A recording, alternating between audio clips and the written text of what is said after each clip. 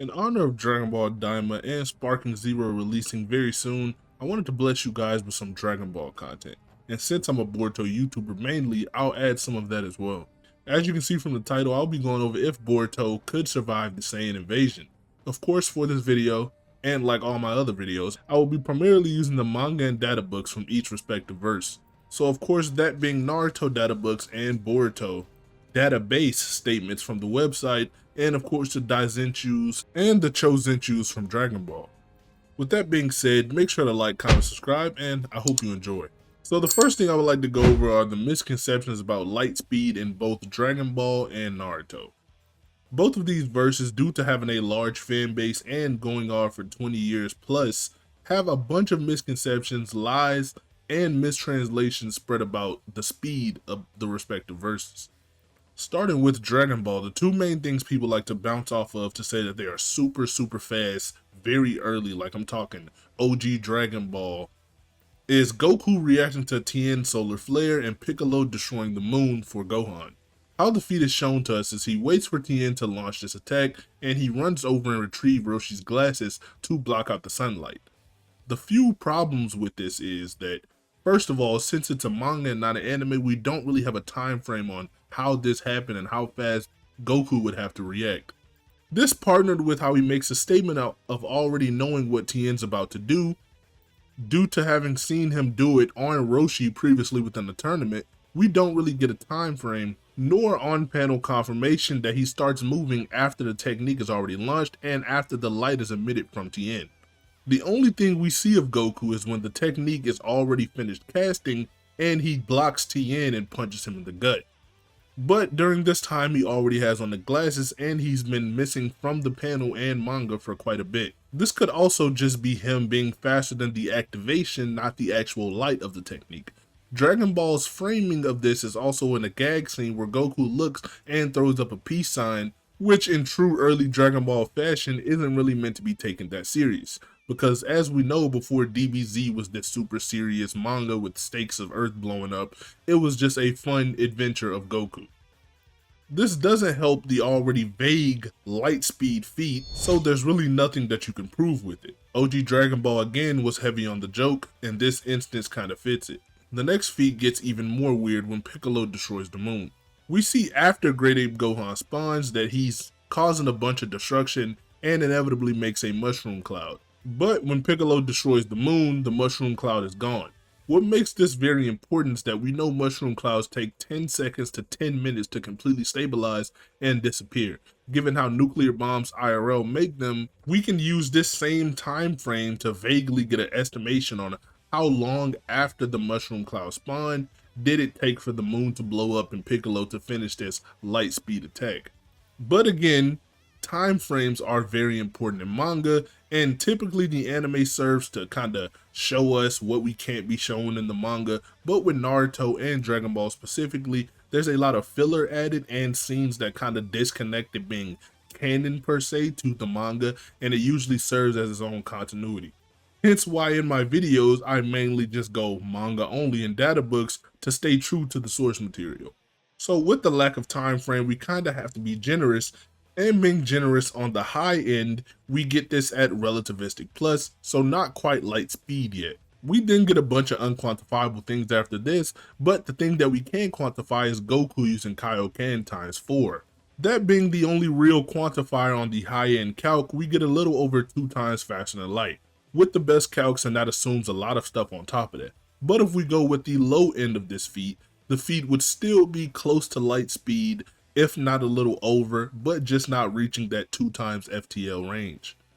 This is of course again stacking on Goku's Kaioken times 10. And if we go with how this is 2 times FTL or even relativistic plus, this just completely negs the prior feat of Tien's solar flare, because that was done by a kid Goku, and as we know, kid Goku is so much weaker than adult Goku, and slower. I mean, decades have passed by the time that Goku performed that feat, and to say that that feat is consistent with this one, you would be basically saying Goku either got weaker, which completely doesn't make sense, or that Kaioken doesn't even amp him. Moving on to Naruto's feats in question, a lot of early Naruto stuff are used to wank them far beyond what they are actually capable of, which leads to very exaggerated calcs and speeds. The first and most famous example of this is Haku moving at the speed of light through the mirrors, being used to say Part 1 Naruto, pre all of the amps he gets throughout his journey, already being faster than light.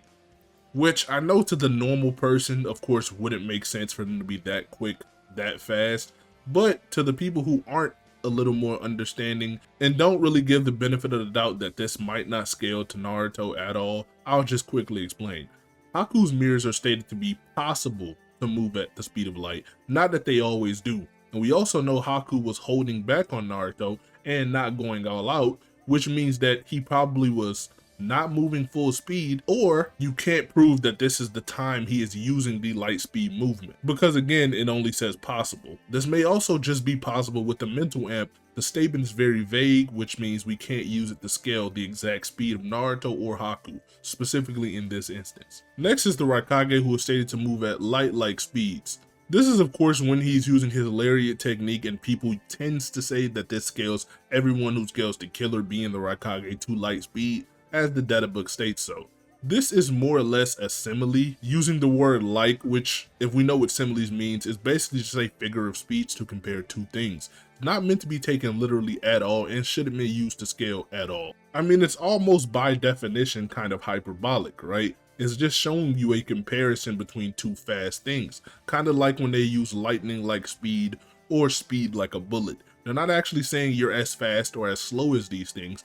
They're just saying both of these are fast, so I'm going to compare you to this. The last thing that people kind of use as a casual light speed feat and say that weaker characters react to this, so by the end of the war they should be something like millions or thousands of times FTL, are the light speed slashes from the samurai. The argument goes that since Sasuke was fighting samurai during the 5 Kage Summit arc, they were using the same techniques that Mifune uses, which are stated to be light speed slashes. The problem with this is that not only can you not prove that these are the same light speed slashes that Mifune uses, they are just blatantly not the same at all.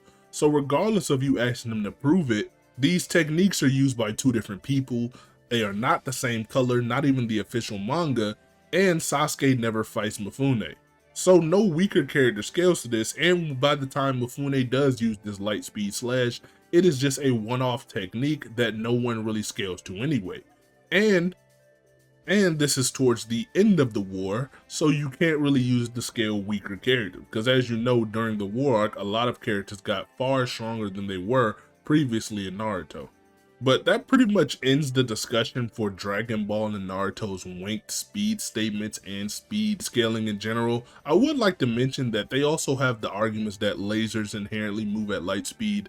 Lasers in fiction typically don't inherently move at light speed, and lasers being called light, like what they do with King Piccolo and lasers in Boruto or lasers with robots, are typically because they are bioluminescent, not because they are light speed. This on top of something just being light doesn't inherently make it move at light speed, because of course these are light used by the power sources of Naruto and Dragon Ball Z, so while they might carry extra AP, the speed doesn't necessarily have to be the same as natural light. Now that that's over, let's get on to the actual fight. Early Dragon Ball, specifically this arc, doesn't really have other high speed statements, but we're just going to use the higher end of the Piccolo feat calc and stack on the Kaioken multiplier so they can be comfortably at a little over 2 times faster than light. With them easily being able to destroy moons with Roshi and Piccolo, alongside Vegeta threatening to destroy the planet with his Gallic Gun, being consistent with the calcs of Piccolo destroying the moon, that being planetary, they are pretty fast and powerful. But is that enough for Boruto? Let's find out. Boruto's speed mostly just scales off of things done in Naruto. If you take the actual translations of Kirin and the actual kanjis of Kirin, I'll have them up on screen right now, it is stated to be light speed. That of course being feats performed way prior to Boruto, being in the Itachi and Sasuke battle arc, meaning that has been surpassed over multiple times by the time we get to the war arc, and let's say Sage of Six Paths Madara using the Light Fang technique. That should scale far higher than Kirin, who's already light speed. Boruto gets even crazier. Now I kind of want to address some of the calcs that happen around Madara's light speed, light fang technique. What I'm using to scale is kind of just the narrative and basis of already scaling past characters like Sasuke, Itachi, Kirin, and just being times tens of times, hundreds of times stronger than those characters. The calcs do assume the speed of Madara is just normal, which isn't the case, and I agree calcs shouldn't have to assume the speed of characters, because of course everyone's scaling is different, but if you can justify the scaling like I've done here, then it's perfectly fine. So the calc saying Madara's light fang technique is slower than this or slower than that, I'm using scaling off previous feats, not just the calc itself. So that pretty much justifies it being past the speed of light. But of course, moving on, people like Madara are stated to be just far weaker and nothing compared to beings like Kaguya, who can make expansive truth-seeking orbs that could destroy entire dimensions. These dimensions having stars far away, which would logically have to travel light years away to destroy the complete dimension, should kind of make this light speed scaling consistent, or faster than light scaling consistent, I should say. With again in Boruto, things like light beams from Delta, who should also scale above this Madara and Kirin, being able to get reacted to by base Kawaki. Base Kawaki is someone who is not at all that quick or a high tier in the verse. He's someone who's just learning how to be a ninja and really is only amped by scientific ninja tools. I mean, at this point, I wouldn't even say Kawaki's top 10 in Naruto, let alone Boruto. But that pretty much ends for the statement-based scaling of Boruto. The rest of the feats and statements we have are just scaling Boruto above characters that have already performed these feats. Because like Dragon Ball, there aren't that many blatant statements, at least at first. Boruto continues to get multipliers, he continues to get stronger, he continues to master and refine his abilities until he of course reaches the time skip, which is his current peak. Over the time from Kirin to Madara to Kaguya to Momoshiki to Kawaki to the time skip, he has gotten well over 10 times stronger, minimum. And that's kind of lowballing it to keep it consistent. You can even go even further and say he's gotten minimum 5 times stronger.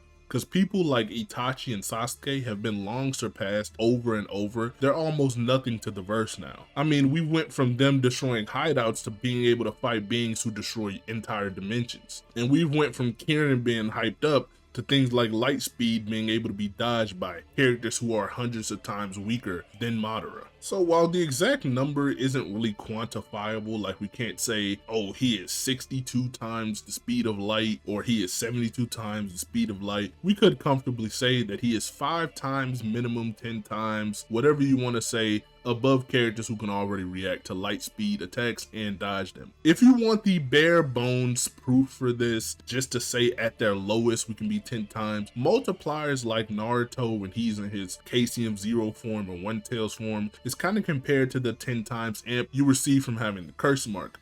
We are now at the point where transformations are granted by alien gods, and you're stated to have all of the data from their thousands of years of fighting and eating planet implanted on your body to give you the battle experience, power, and speed of these beings. So while they should be very well over 10 times and 5 times, let's just say as a low ball, he is just 5 times over the speed of light. With the speed portion being done, you might have an idea of where I'm going with the AP. Now I said the Dragon Ball characters very early on can destroy celestial bodies and do a bunch of damage to moons and planets.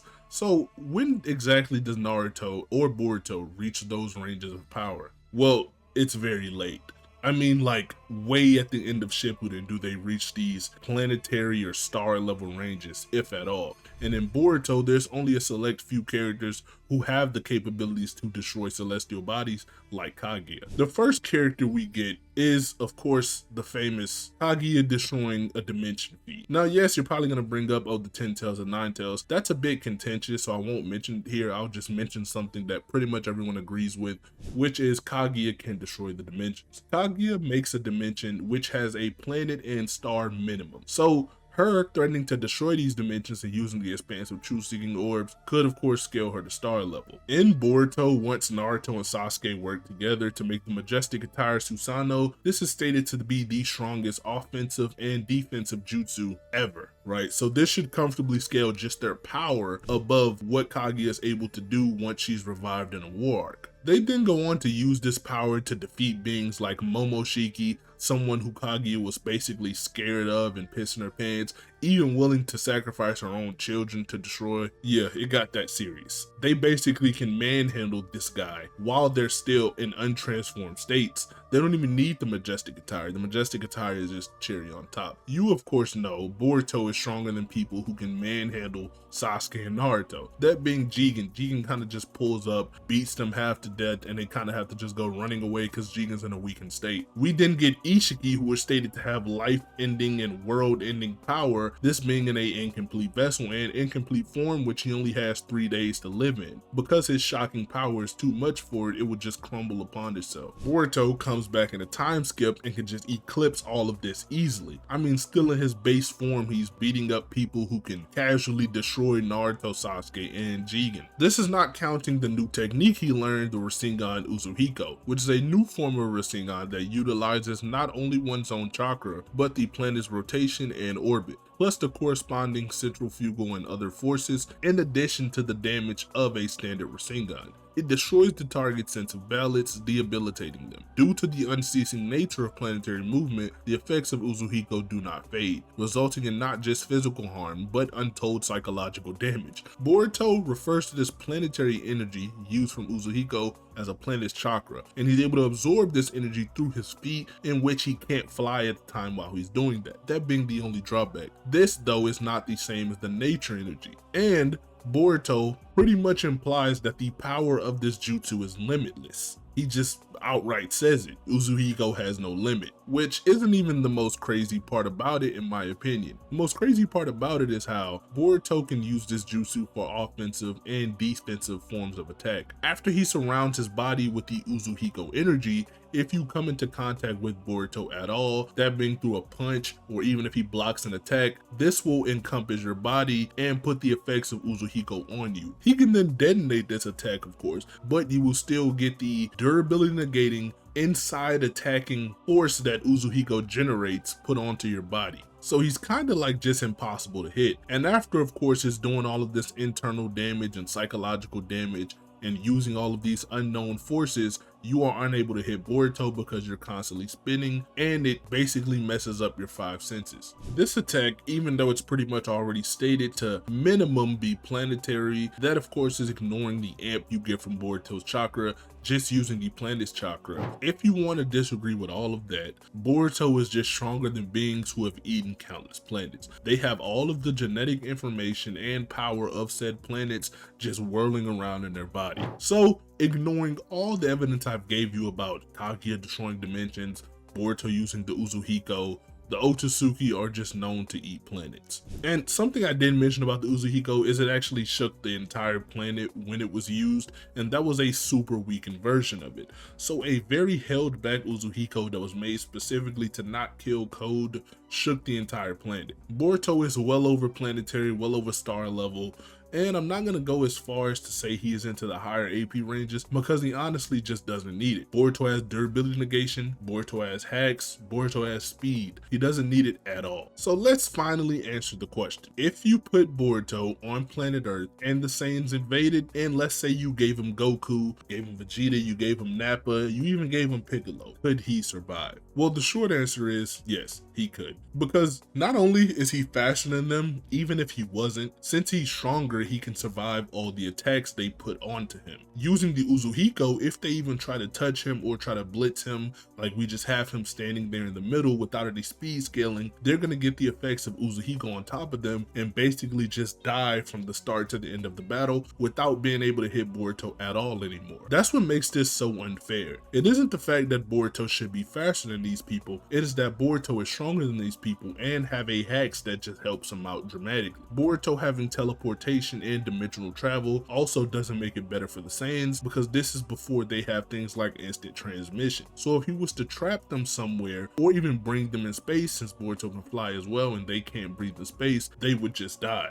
The only person who is surviving breathing in space is maybe Piccolo because the Saiyans are just stated to not be able to do it. They can't survive in a vacuum of space. So no matter how hard I try, I just struggle to find out how Boruto loses this. If Vegeta or Goku threatens to destroy the planet, it'll inevitably kill them as well, and Boruto can just hide out in another dimension. If they try to attack Boruto and they're faster, the Uzuhiko just takes over their body and does durability negating damage, which they cannot take. If they're stronger, again, the Uzuhiko just takes care of them again. In no universe does he not stop the Saiyan invasion. I mean, it's pretty easy. At this point in the story, Dragon Ball characters just aren't that powerful. They aren't known for their universe busting or their multiverse busting power that they are for Battle of Gods or the Universe 6 versus Universe 7 tournament or even the Tournament of Power. So yes, Boruto would stop the Saiyan invasion and it wouldn't be close. With that being said, I kind of wanted to do a versus battle between two of my favorite series, that being Naruto and Dragon Ball, but I decided to do Boruto versus Dragon Ball because I do like Boruto, and while I don't like Boruto as much as Dragon Ball and Naruto, I still love it a lot. If you want any more crossverse topics or topics with DBZ and Boruto, make sure to put them in the comment section below. I'll be sure to take them into account. Again, be sure to like, comment, subscribe, and hope you enjoyed. Goodbye.